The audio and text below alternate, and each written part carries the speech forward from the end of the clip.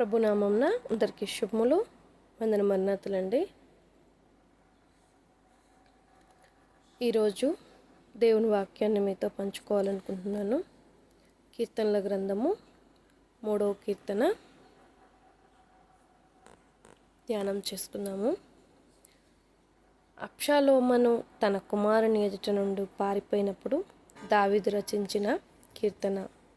యెహోవా, నన్ను బాధించువారు ఎంతో విస్తరించి ఉన్నారు, నా మీదికి లేచువారు అనేకులు అని అంటున్నారు. అలాగుననే 5వ వచనంలో చూసినప్పుడు, యెహోవా నాకు ఆధారము, కావున నేను పండుకొని నిద్రపోయి మేలుకొందును. 10,000 మంది దండెత్తి నా మీదికి వచ్చి మోహరించినను నేను భయపడను. అలాగా దుష్టుల పళ్ళు విరగొట్టువాడు నీవే, నా శత్రువులందరినీ దవడ ఎముక మీద కొట్టువాడవు నీవే అని అంటున్నారు. అంటే ఎవరు దుష్టులు, ఎవరు దుర్మార్గులు అని అంటే, అందరినీ మనము పొరుగువారనే భావంతో మనము ప్రేమించేటువంటి వారంగానే ఉంటాము. అయితే కొందరు మన జీవితంలో మనం ఎంత మేలు చేసినా మనకు హాని చేసే విధంగా మనల్ని గాయపరిచే వారిగా ఉంటారండి. అలాగున మనల్ని గాయపరిచి హాని చేసి మనల్ని బాధించే వారికి దేవుడే సమాధానం చెప్పేవారిగా ఉన్నారు. అయితే ఆయన నేను పండుకొని నిద్రపోయి మేలుకొందును, దేవుడే వారికి సమాధానం చెప్తారు అని అంటున్నారండి. మరి మనమైతే ఏం చేస్తాము? మన విశ్వాస జీవితంలో మనల్ని ఎవరైనా ఒక్క మాట అన్నారనుకోండి, వారు అలా అన్నప్పుడు నువ్వెందుకు మౌనంగా ఉన్నావు? నువ్వు వారికి ఎదురు తిరిగి సమాధానం చెప్పొద్దా? వారిని మాట అనొద్దా, ఇలాగ అనొద్దా అని చెప్పి మనము వారితో అంటూ ఉంటాము. కానీ అది కాదండి. నీవు మౌనంగా ఉండి దేవుని వైపు చూసి, ప్రభువా నీవే చూసుకో, నీవే వారికి సమాధానం చెప్పు అనే భావనతో నీవు నెమ్మదితో పండుకొని నిద్రపోయినప్పుడు దేవుడు వారికి సమాధానం చెప్పేవారిగా ఉన్నారండి. మరి మీ జీవితంలో మీరు ఇటువంటి పరిస్థితిని ఎదుర్కొన్నారో లేదో నాకు తెలియదు, కానివ్వండి నా జీవితంలో మాత్రము నన్ను ఎవరు అవమానపరిచినా, ఎవరు కించపరిచినా, ఎవరు చులకనగా మాట్లాడినా, నేను చాలా మాటలు ఎదుర్కొన్నానండి. చాలా అవమానాలు ఎదుర్కొన్నాను. ఎలాగనంటే నిజానికి మాట్లాడితే వాస్తవానికి ఏ ఆడపిల్ల జీవితంలోనైనా పుట్టింటి దగ్గర ఉన్నంత వరకు ఆ అమ్మాయి రాణిలాగే ఉంటుంది. తను ఎప్పుడైతే వివాహమై మెట్టినింటికి వస్తుందో అప్పటి నుండి తన పరిస్థితి, తన జీవన విధానము అన్నీ మారిపోతాయి. ఎవరికైనా అంతే కదండి. అలాగనే చాలా పరిస్థితుల్లో చాలా అవమానాలని, తృణీకారాన్ని నేను పొందుకున్నాను. అయినప్పటికీ దేవుడు ప్రతి ఒక్క విషయంలోనూ నా పక్షముగా ఉండి నిలబడిన వారిగా ఉన్నారు. అయితే ఈ చిన్న సారాంశాన్ని నేను మీకు తెలియజేస్తున్నానండి. అయితే మా పక్కన పొరుగింటి వారి విషయంలో నేను చాలా ప్రేమనే చూపించాను, చాలా కనికరంనే చూపించాను. మరి ఎంత నేను మంచితనాన్ని చూపించినప్పటికీ వారు కఠినత్వం కానీ, వారి బిహేవియర్ కానీ, వారి ప్రవర్తన కానీ కష్టతరంగానే అనిపించింది. అయితే వారు ఎలాగున ప్రవర్తించారంటే, మేము ఉన్నది చిన్న పల్లెటూరు అండి. ఆ పల్లెటూరులో వారికి పశువులు ఉన్నాయి. పశువులు ఉన్నప్పుడు అవి వారు మా గోడ పక్కన, మా ఇంటి గోడకు ఆనుకొని అతను షెడ్ వేసినప్పుడు నేను ఇలా చెప్పాను, వర్షం పడ్డప్పుడు ఆ పశువులు అంతా బురద చేసేసుకొని ఆ బురదంతా గోడ నిండా రాకేసి ఆగమాగం చేసేస్తున్నాయి అన్నమాట. అయితే నేను ఇలా చెప్పాను, అన్నయ్య అది కరెక్ట్ కాదు, మీకైనా సరే అది కష్టమే అనిపిస్తుంది. మీ ఇంటి పరిసరాలను కానీ, మీ ఇంటి స్థితిగతులను కానీ అలా ఆగం చేస్తే అది ఎవరికైనా కష్టంగానే అనిపిస్తుంది.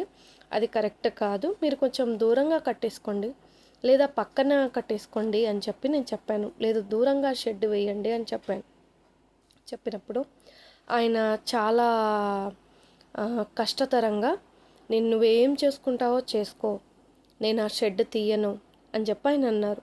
అని అన్నప్పుడు నా మనసుకు నేను బాధపడ్డాను. నిజమే, నేనేం చేయలేను. ఆయన తీయకపోతే నేనేం చేయలేను. ప్రభువా నువ్వే ఉన్నావు నా పక్షాన అని నేను బాధపడుతూ ఆ రోజు నిద్రపోయాను.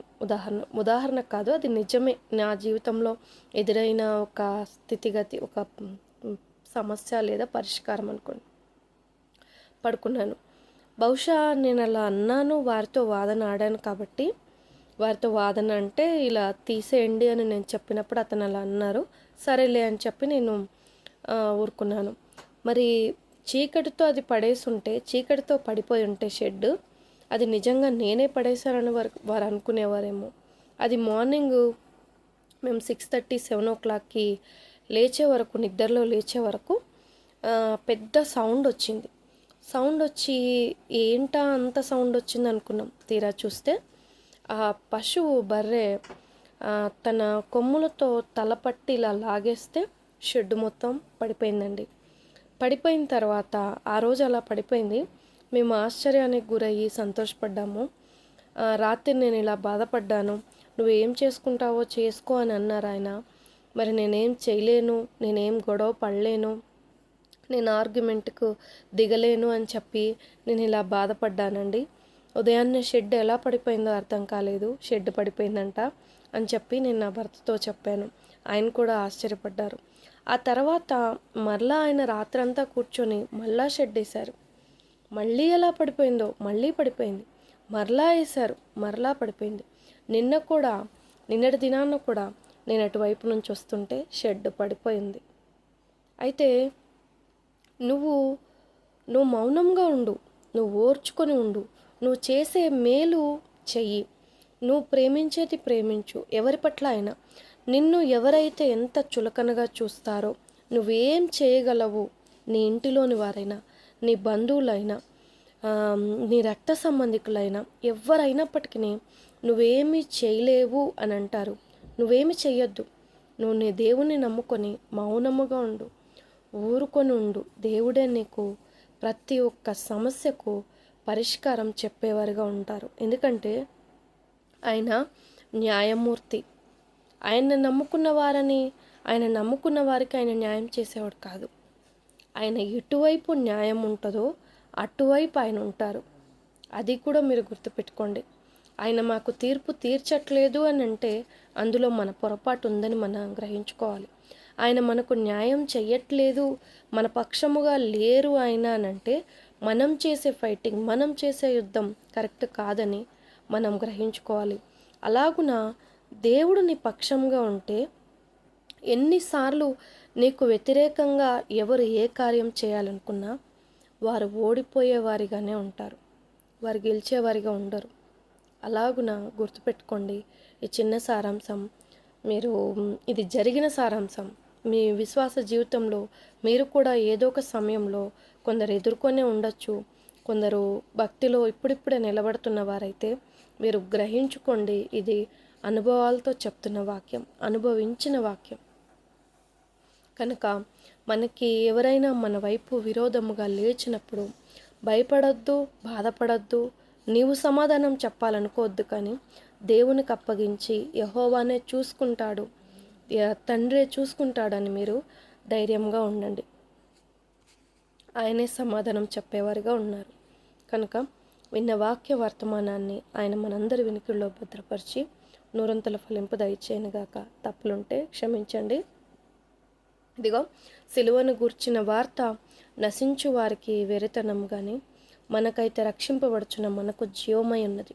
కనుక మనుషులు ఈవిడకి ఇలా జరిగిందంట, ఆవిడకి అలా జరిగిందంట అని అన్యులు అనేక రకాలుగా మాట్లాడుతుండొచ్చు. కానీ విశ్వాసులమైన మనము వెక్కిరించే విధానంలో వాళ్ళు వెక్కిరిస్తున్నారని మనం అనకూడదు, మనం మాట్లాడకూడదు. మనము మన విశ్వాస జీవితంలో మనం ఎదుర్కొన్న పరిస్థితులను బట్టే మనము జీవించాలి, మనం అర్థం చేసుకొని ఉండాలి. నిజమే కదండి. మన దేవునికి అసాధ్యమైనది ఏదన్నా ఉందా? లేదు, ఖచ్చితంగా లేదు.